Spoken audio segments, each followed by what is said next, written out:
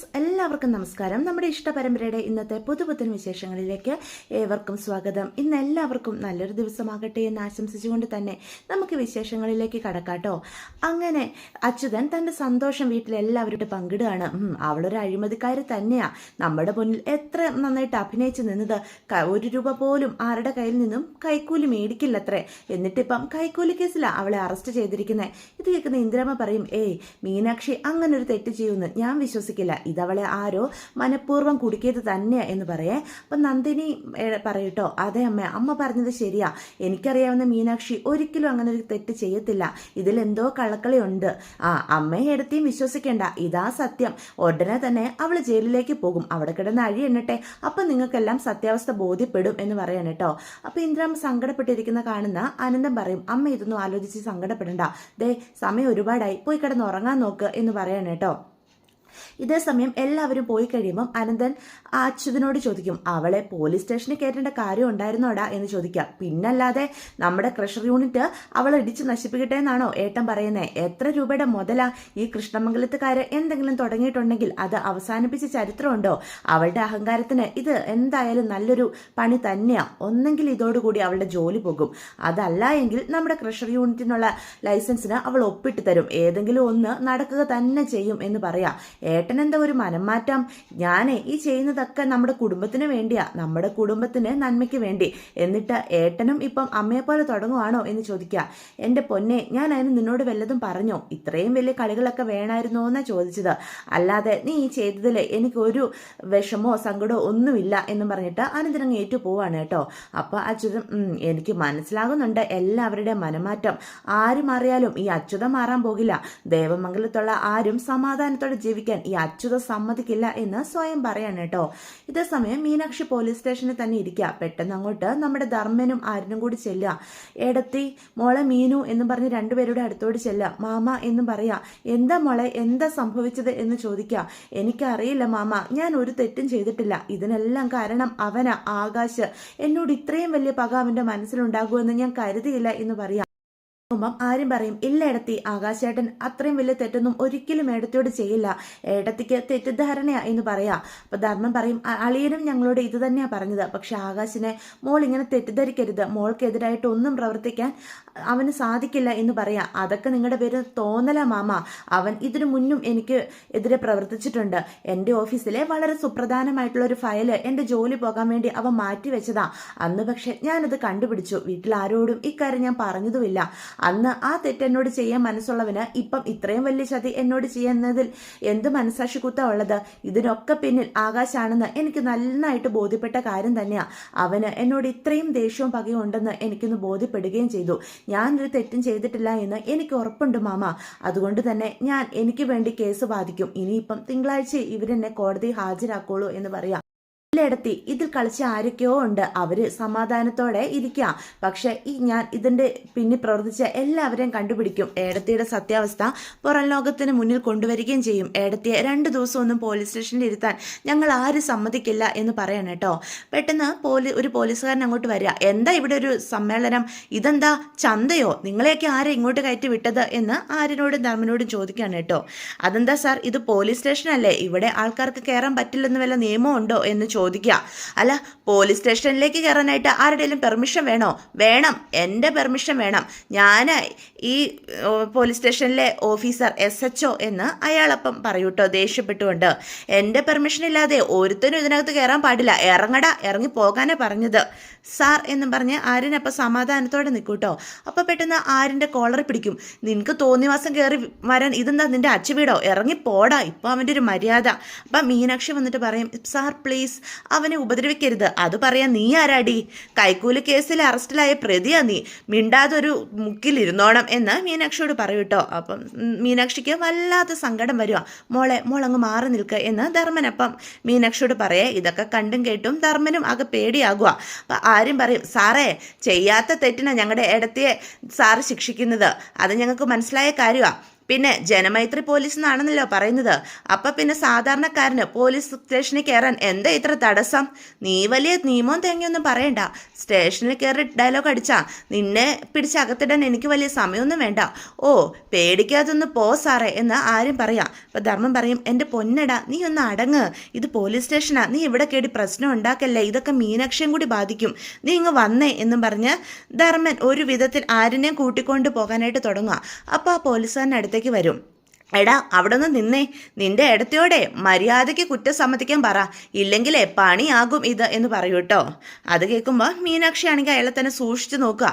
തിങ്കളാഴ്ച വരെ സമയമുണ്ട്, അതിനുള്ളിൽ കുറ്റം സമ്മതിച്ചാൽ ഇവള് രക്ഷപ്പെടും, അല്ലെങ്കിലേ 14 ദിവസം റിമാൻഡിൽ പോകും. മനസ്സിലായോ നിനക്കൊക്കെ? തെറ്റ് ചെയ്തിട്ട് അവളുടെ ഒരു സത്യം ഭാമകളിയ തിങ്കളാഴ്ച ഏടത്തിയെ കോടതിയിൽ ഹാജരാക്കിയാലല്ലേ 14 ദിവസത്തെ റിമാൻഡിൻ്റെ ആവശ്യമുള്ളൂ. എൻ്റെ ഏടത്തിയെ സാറ് കോടതിയിൽ കൊണ്ടുപോകില്ല. ഇതേ ആരിനാ പറയുന്നത്? എനിക്ക് എന്തൊക്കെ ചെയ്യാൻ പറ്റുമോ അതൊക്കെ ഞാനും ചെയ്ത് കാണിച്ചു തരാം.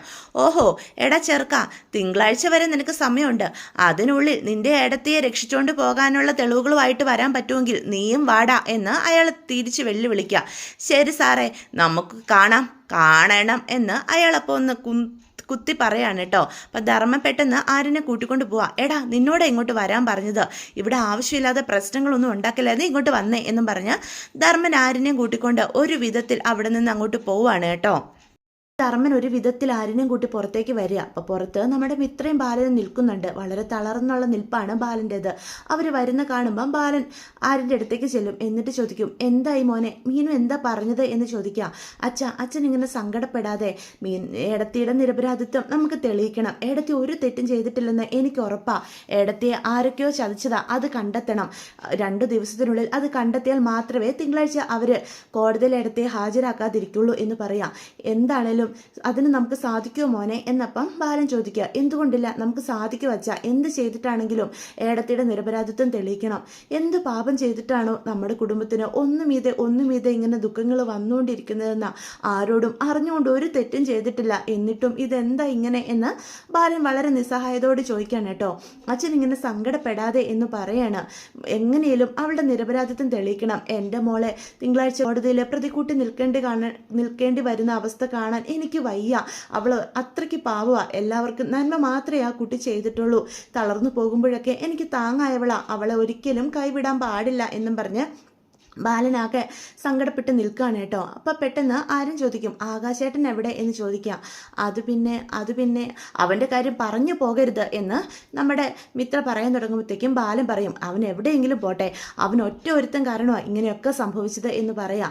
അപ്പോഴത്തേക്കും മിത്ര അടുത്തേക്ക് ചെല്ലും. ആകാശേട്ടൻ ഇവിടെ എവിടെയോ ഉണ്ടാര്യ എന്ന് പറയാം. പെട്ടെന്ന് മിത്രയോട് ആരും പറയും, മിത്ര ഇനിയിപ്പോൾ ഇവിടെ നിൽക്കണ്ട, വീട്ടിലേക്ക് പോയിക്കോ, അവിടെ അമ്മയും അനു ഇടത്തി തനിച്ചല്ലേ, നീയും കൂടി അവരുടെ കൂടെ പോയി എന്ന് പറയാണ്. വേണ്ട, ഞാൻ ഇവിടെ തന്നെ നിൽക്കും. ഞാൻ മീൻ ചേച്ചിയോട് പറഞ്ഞതാ പുറത്തുണ്ടാകുമെന്ന്, ഞാനിവിടെ ഉണ്ടാകുമെന്നുള്ള പ്രതീക്ഷയല്ല എൻ്റെ ചേച്ചി, ആ പ്രതീക്ഷ ഞാൻ തെറ്റിക്കില്ല എന്ന് പറയാണ്. ആകാശേട്ടൻ ഇവിടെ എവിടെയോ ഉണ്ട് ആര്യ, ഈ ചുറ്റുപാട് തന്നെ ഉണ്ടെന്നാണ് എനിക്ക് തോന്നുന്നത് എന്ന് മിത്ര ആര്യനോട് പറയണം കേട്ടോ. ഇതേ സമയം വീട്ടിൽ ഗോമതിയുടെ അവസ്ഥ വളരെ പരിതാപകരമാണ്. ഗോമതി അവിടെ കരഞ്ഞുകൊണ്ടിരിക്കുക. അമ്മ ഇങ്ങനെ സങ്കടപ്പെടലേ, അമ്മ കരഞ്ഞിങ്ങനെ അസുഖം വല്ലതും വരുത്തി വെക്കും എന്ന് ദേവി പറയാം. സങ്കടപ്പെടലെന്നോ, പിന്നെ ഞാൻ എന്ത് ചെയ്യേണ്ടത്? എൻ്റെ മീനും അവിടെ പോലീസ് സ്റ്റേഷനിൽ കിടക്കുക, അവർ കൊണ്ട് അവളെ ജയിലിലിട്ടോ ആവോ. എൻ്റെ ഈശ്വര, എൻ്റെ കൊച്ചൊരു തെറ്റും ചെയ്തിട്ടില്ല, എന്നിട്ട് അവളെ ആരാണോ ഇങ്ങനെ ചതിച്ചത്, അവളെ ചതിച്ചത് ആരാണെങ്കിലും അവൻ്റെ തലയിൽ ഇടുത്തേ വീഴും എന്നും പറഞ്ഞ് ഗോമതി പ്രാകൂട്ടോ. എനിക്ക് പോലീസ് സ്റ്റേഷനിൽ പോകണം. വേണ്ടമ്മേ, ബാലച്ചൻ നമ്മളോട് പറഞ്ഞത് ഇപ്പം അങ്ങോട്ട് ചെല്ലണ്ടെന്നല്ലേ, അവരൊക്കെ അവിടെ ഉണ്ടല്ലോ. ബാലേട്ടനാണോ എൻ്റെ കാര്യം തീരുമാനിക്കണ്ടേ? ബാലേട്ടൻ അങ്ങനെ പലതും പറയും. എനിക്ക് പോകണം, എനിക്ക് എൻ്റെ മിനുവിനെ കണ്ടേ പറ്റൂ. യൂ, എൻ്റെ നെഞ്ചൊക്കെ എരിയുന്നു എന്ന് പറഞ്ഞാൽ നെഞ്ച് തടുവാണ് കേട്ടോ. അപ്പോൾ ദേവി പറയും, മോളെ അനു ഒരു ഗ്ലാസ് വെള്ളം അങ്ങ് എടുത്തേ എന്ന് പറയേ. അപ്പോൾ അനു വെള്ളം എടുത്തുകൊണ്ട് വരും. അമ്മ ഒന്ന് സമാധാനപ്പെട്, അമ്മ ഇങ്ങനെ ടെൻഷൻ കൂട്ടിക്കഴിഞ്ഞാൽ വല്ല അസുഖം വരും അമ്മ എന്ന് പറയാം. എനിക്ക് എന്ത് വന്നാലും വേണ്ടില്ല, എൻ്റെ മീനു അവൾ അവിടെ പോലീസ് സ്റ്റേഷനിൽ, ഈശ്വര അവളെ ഉപദ്രവിച്ച് കാണുമോ, എൻ്റെ കൊച്ചിനെ ഇടിച്ച് കാണുമോ? ഇല്ല അമ്മേ, ഇപ്പം അങ്ങനെ ഉപദ്രവിക്കാനൊന്നും ആരും മീനുവിനെ ഒന്നും ചെയ്യില്ല, അങ്ങനെയൊന്നും ചെയ്യാൻ പാടില്ലെന്നാ നിയമം എന്ന് പറയൂ കേട്ടോ. എനിക്കൊരു സമാധാനവും ഇല്ല. അപ്പോഴത്തേക്കും അനു വെള്ളമായിട്ട് വരുവേ. ആ വെള്ളം ദേവി നമ്മുടെ ഗോമതീനെ കുടിപ്പിക്കുകയാണ് കേട്ടോ. പയ്യെ കുടിക്കാമേ എന്ന് ദേവി പറയാം. ഇപ്പോൾ ആശ്വാസം തോന്നുന്നുണ്ടോ എന്ന് ചോദിക്കുക. എന്നിട്ട് നെഞ്ച് തടവി കൊടുക്കും ദേവി.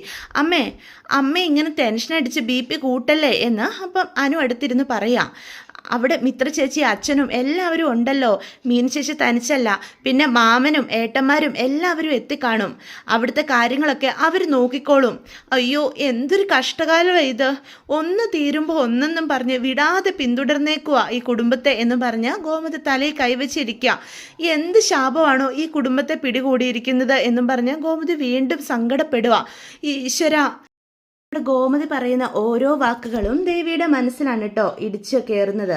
ആര് ചെയ്ത തെറ്റാണോ ഈ കുടുംബത്തിന് ശാപമായി മാറിയിരിക്കുന്നത് എന്നൊക്കെ പറയുന്ന കേൾക്കുന്ന ദേവി വല്ലാതെ കുറ്റബോധം കൊണ്ട് തല ചായ്ക്കുകയാണ്. ഞാൻ കാരണം അമ്മേ, ഞാൻ കാരണമാണ് ഈ കുടുംബത്തിൽ ഓരോ ദോഷങ്ങളും സംഭവിക്കുന്നത്, ഞാൻ ചെയ്ത തെറ്റാ എന്ന് പറയാം.